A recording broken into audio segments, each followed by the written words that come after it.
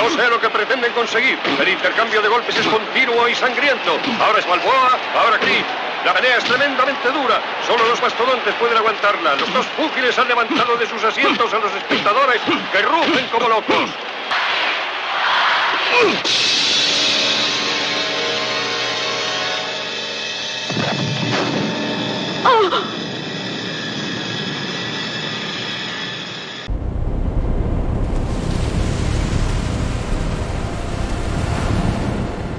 Empecemos en los años dorados, la época del milagro mexicano. Desde 1954 hasta 1976, el peso estaba fijo como clavo en la pared, 12.50 pesos viejos por dólar. Sí, 22 años de estabilidad absoluta. Era el régimen de tipo de cambio fijo. Los presidentes Adolfo Ruiz Cortines, López Mateos y Díaz Ordaz decían, aquí no pasa nada, el dólar no se mueve. México crecía como loco, con industrialización, carreteras y estabilidad. El peso era el rey de la fiesta. La gente ahorraba en pesos y dormía tranquila. Parecía que nunca iba a perder. Pero todo buen boxeador recibe su primer golpe. En 1976, bajo el presidente Luis Echeverría Álvarez, llegó la primera devaluación grande.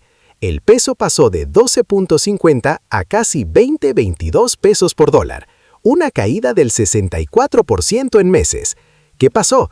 Echeverría quiso gastar más que nunca. Más escuelas, más subsidios, más desarrollo compartido. Déficit fiscal enorme, inflación subiendo y el petróleo empezando a subir de precio. El mundo había abandonado el sistema de Bretton Woods, el dólar flotaba libre y México seguía aferrado al fijo. Resultado, fuga de capitales y ¡pum! El Banco de México soltó el ancla. El peso flotó por primera vez. La gente corría a cambiar pesos por dólares como si fuera Black Friday. Echeverría terminó su sexenio con el peso herido, pero la fiesta apenas empezaba. Entra en escena José López Portillo, 1976-1982, el rey del petróleo. Este hombre prometió administrar la abundancia. México descubrió campos petroleros gigantes, el precio del barril explotó, y López Portillo dijo, gastemos todo. Deuda externa pasó de 30,000 a más de 80,000 millones de dólares. Gastó en megaproyectos, subsidios y más. El peso siguió depreciándose poco a poco, hasta llegar a casi 70 pesos viejos por dólar en 1982. Pero llegó el knockout, la crisis de la deuda. Precios del petróleo se desplomaron, tasas de interés subieron en Estados Unidos y México no pudo pagar. El 1 de septiembre de 1982, en su último informe de gobierno, López Portillo nacionalizó la banca privada y puso control de cambios. Y lo hizo llorando en vivo. Dijo frases épicas que todavía recordamos. Ya nos saquearon, México no se ha acabado, no nos volverán a saquear. Y antes había jurado defender el peso como un perro. La gente lo vio en la tele y pensó, ¿este es el mismo que prometió abundancia? Fue drama puro. La inflación ya estaba en el 100% y la devaluación del 500% en pocos años. El peso quedó noqueado y el país en coma económico. Ahora viene el round más doloroso, la década perdida de los 80. Miguel de la Madrid, 1982-1988, hereda el desastre. Tuvo que apretar el cinturón, recortes, austeridad, más devaluaciones. El tipo de cambio pasó de 70 pesos viejos a más de 2,000 pesos viejos por dólar. En 1987, la inflación alcanzó el pico histórico, 159% anual. Imagínate, los precios subían cada semana. La gente decía, hoy compro el pan, mañana ya no alcanzo. Causas, la deuda heredada, caída del petróleo, devaluaciones en cadena y una espiral de devaluación-inflación. De la Madrid lanzó el programa inmediato de recuperación económica, pero lo que salvó el día fue el Pacto de Solidaridad Económica en diciembre de 1987. Gobierno, empresarios y trabajadores se sentaron y dijeron, congelamos precios, salarios y tipo de cambio.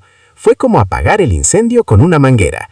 La inflación bajó, pero la gente sufrió. Salarios reales cayeron y el desempleo subió.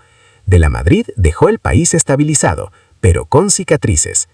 En 1993, para simplificar el desastre de ceros, crearon el nuevo peso. Un nuevo peso igual a 1,000 pesos viejos.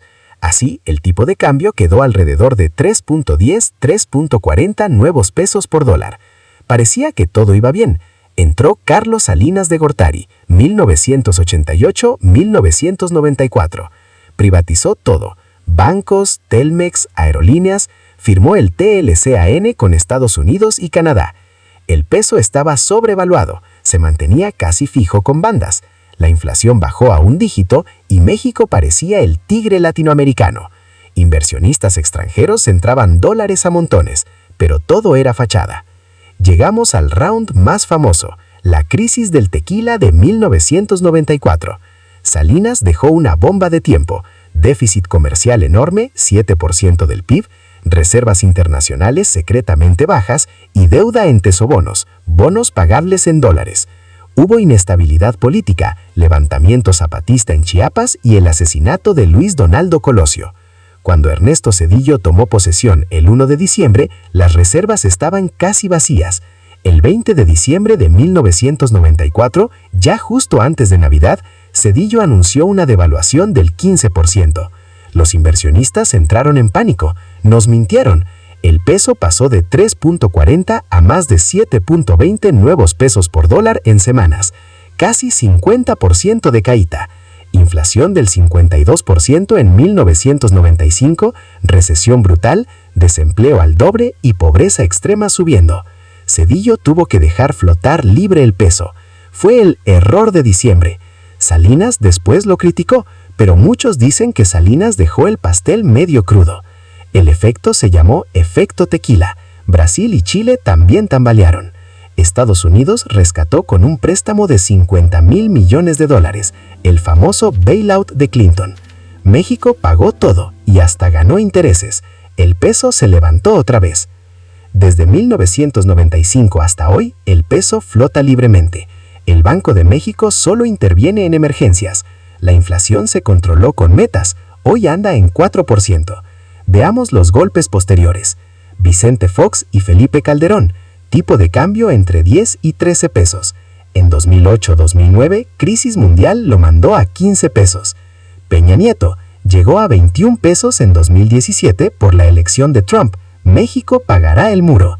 López Obrador, pandemia de 2020 lo mandó temporalmente a 25 pesos, pero se recuperó rápido gracias a remesas y nearshoring. Incluso tuvo el superpeso en 2023-2024, bajando a 16-17 pesos. Amigos, ¿qué lección sacamos de esta pelea de 70 años? El peso mexicano es como México, resiliente, aguanta golpes, se reinventa y a veces sorprende al mundo fortaleciéndose a todo el mundo.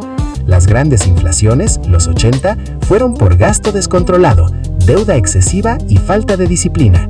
Los actores principales siempre fueron los presidentes que quisieron administrar la abundancia sin medir consecuencias. Hoy, con tipo de cambio flotante y Banco de México independiente, las crisis son más suaves. Pero nunca bajes la guardia. El dólar sigue siendo el campeón mundial. Así que cuida tus pesos, invierte inteligente y recuerda, cada devaluación duele, pero también enseña. Si te gustó esta historia de boxeo monetario, dale like, suscríbete y comenta. ¿Cuál fue el golpe más fuerte para ti? ¿1982, 1994 o 2016? Adiós, linda noche.